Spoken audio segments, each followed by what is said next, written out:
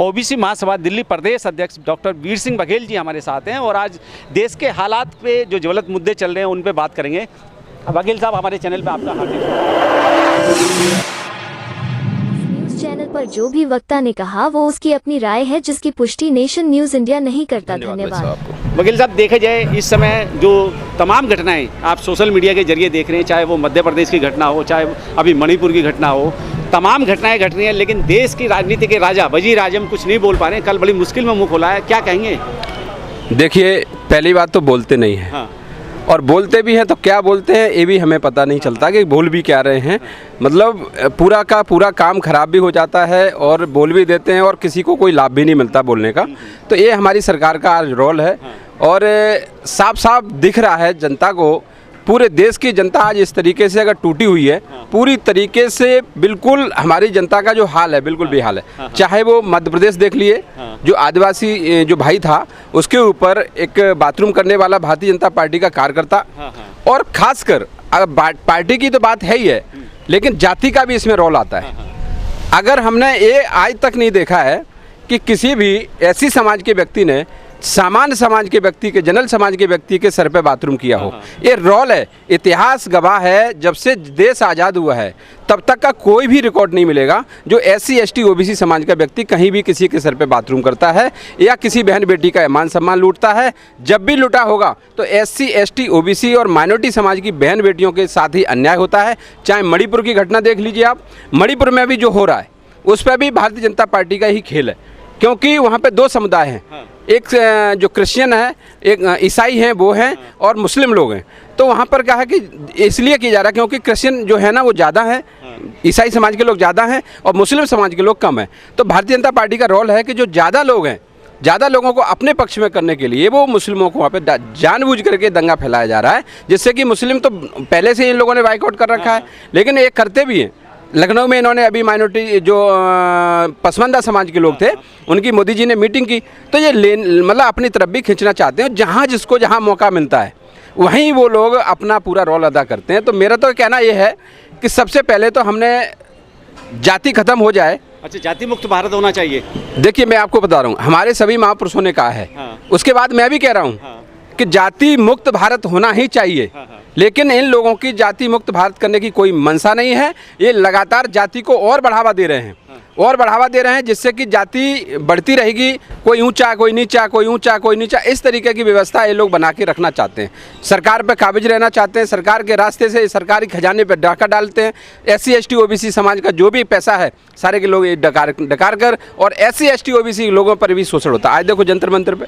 हाँ, बघेल साहब, देखा जाए पहले जो है मुस्लिम राष्ट्रपति APJ अब्दुल कलाम बनाए गए, मुस्लिम को जो है तमाम तरह के जो है एलिगेशन लगा के उनको जो है आतंकवादी घोषित किया गया और जेलों में डाला गया।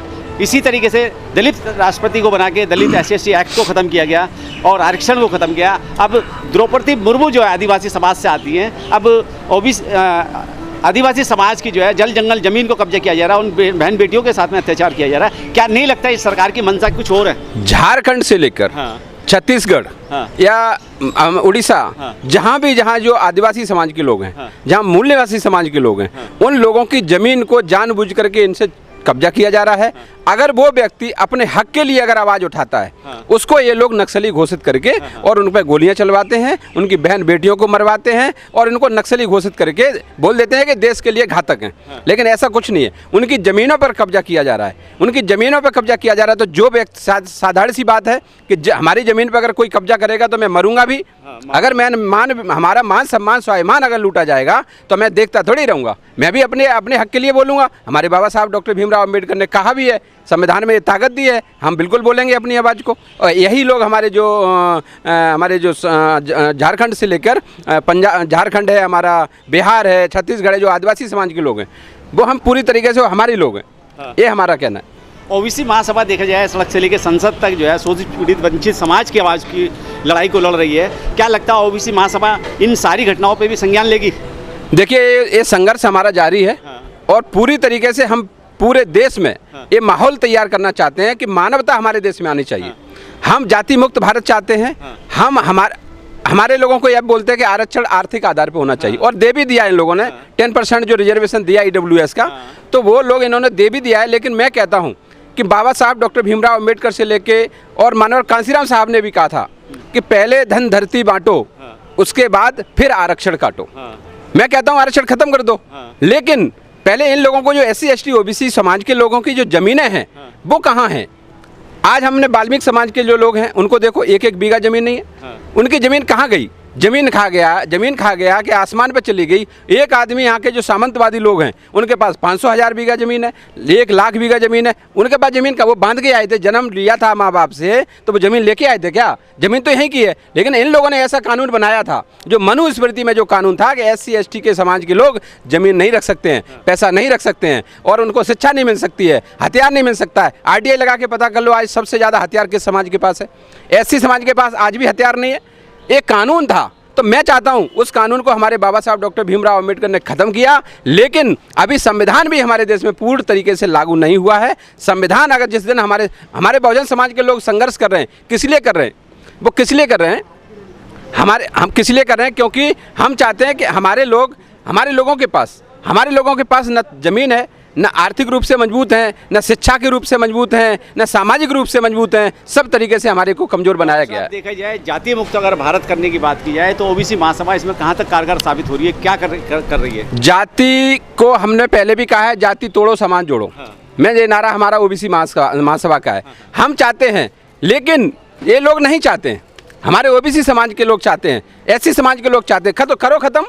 मैंने कब मना किया? लेकिन जाति ख़त्म करने से पहले हमारे जो भूमिहीन लोग हैं, शिक्षा से दूर हैं, उनको हम कैसे जोड़ेंगे? उनको हमारी तरफ से मैं कहता हूं कि जिनके पास जो 500 बीघा ज़मीन है उन पर इतना टैक्स लगाया जाए कि सरकार उनकी ज़मीन को कब्जा करे, और जो गरीब लोग हैं जिनके पास 1 बीघा भी ज़मीन नहीं है, सबको समान, सबको शिक्षा, सबके लिए ज़मीन होना चाहिए, सबके लिए शिक्षा होनी चाहिए, सबके लिए स्वास्थ्य अच्छा होना चाहिए। जो ऊंच नीच का जो भेदभाव है उसे ख़त्म करना चाहिए। लेकिन सरकार की समझदारी देखिए, जो बच्चे पढ़ने वाले होते हैं उनकी किताब पे, कॉपी पे, पेंसिल पे, रबड़ पे, उस पर भी टैक्स लगा दिया, तो इससे अच्छी सरकार कैसे मिलेगी? देखिए, मैं आपको एक चीज़ बताता हूँ, ये भारत की सरकार है, लेकिन ये बाबा साहब ने कहा था ये भारत है, लेकिन ये कहते नहीं हिंदुस्तान की सरकार है। तो मैं चाहता हूं कि हिंदुस्तान की सरकार नहीं, ये भारत की सरकार है। और भारत की सरकार में हम सबसे पहले हमने कहा है कि हमारे देश के जो गरीब तबके के लोगों को अगर अच्छा स्वास्थ्य सुविधा देना चाहते हो तो इनकी हर तरीके से इन्हें टैक्स मुक्त रखना पड़ेगा। और हमारे देश की सरकार चाहती है ना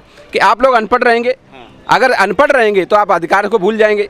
अधिकार कैसे मिलेगा आपको? तो इसलिए चाहते हैं, जो सरकार है वो चाहती है कि आपके बच्चे पढ़े नहीं, आपके बच्चों पे इतना लोड डाला जाए माँ बाप पे कि ऑटोमेटिकली बच्चे को नहीं पढ़ा पाएंगे, और जब बच्चा नहीं पढ़ेगा तो उसको कोई चीज़ समझ में नहीं आएगी, नहीं समझ में आएगी तो ये लोग मौज करेंगे। यही तो चाहते हैं ये लोग। लेकिन भारत के प्रधानमंत्री कहते हैं कि पढ़ेगा भारत तो बढ़ेगा भारत। देखिए वो क्या कहते हैं, उनका कहता है कहीं पे निगाहें कहीं पे निशाना।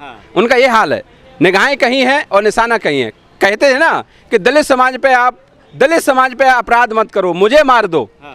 आप चले जाते हैं विदेश, गरीब जनता के जो हमारे SC ST OBC समाज के लोगों पे बाथरूम किया जाता है, बोले मोदी जी, उन्हीं के पार्टी के कार्यकर्ता ने किया क्या? उसको फांसी हुई क्या? उनके घर को तोड़ा गया क्या? हुआ? आप हमारी बहन बेटी के साथ में जो अभी 2 दिन पहले ही हमारा मणिपुर का जो कांड हुआ है, मणिपुर का कांड क्या शर्मनाक नहीं है?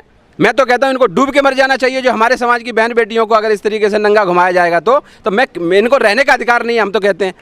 देश की राष्ट्रपति द्रौपदी मुर्मू उस पर कोई जवाब नहीं दे पा रही है, लेकिन सुप्रीम कोर्ट के जो चीफ जस्टिस हैं VI चंद्रचूड़, वो कहते हैं कि अगर आपके संज्ञान में नहीं है तो हम संज्ञान लेंगे। क्या लगता है कि सुप्रीम कोर्ट इस पर कुछ कार्रवाई कर पाएगी? देखिए साहब, मैं एक चीज़ बताता हूँ, हमारे देश का बड़ा दुर्भाग्य है कि इस तरीके के पुतले अगर हमारे देश में रहेंगे तो ये पुतले हैं, इनको भी पुतला ही हम मानते हैं। जो प्रधानमंत्री कहते हैं अपने आप को OBC हैं, मंडल कमीशन की आवाज़ पे आज तक नहीं बोले 10 साल में।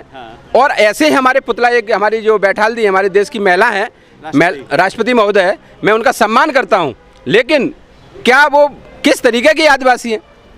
क्या राष्ट्रपति के पद की गरिमा है? उस गरिमा को भूल गई।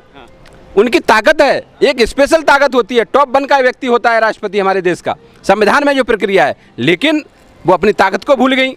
हमारी बहन बेटी समाज, उनके समाज की बहन बेटी के साथ नंगा अगर घुमाया जाएगा तो मैं तो कहता हूँ, मेरी मांग है, मैं साफ कह रहा हूँ, राष्ट्रपति महोदय जी को अगर वो अपनी बहन बेटियों को देश में सुरक्षा नहीं दे पा रही हैं तो इस्तीफा दे दो। OBC सभा का आखिरी संदेश क्या है? OBC महासभा क्या? OBC महासभा का साफ साफ संदेश है सभी समाज में सबको शिक्षा, सबको स्वास्थ्य, न कोई धर्म न कोई जाति, सबको समान, सबको शिक्षा मिलनी चाहिए, चाहे वो किसी भी धर्म का हो, किसी भी जाति का हो, सबके लिए सुविधाएं मिलना चाहिए। यही मेरा संघर्ष है। चलिए ठीक है।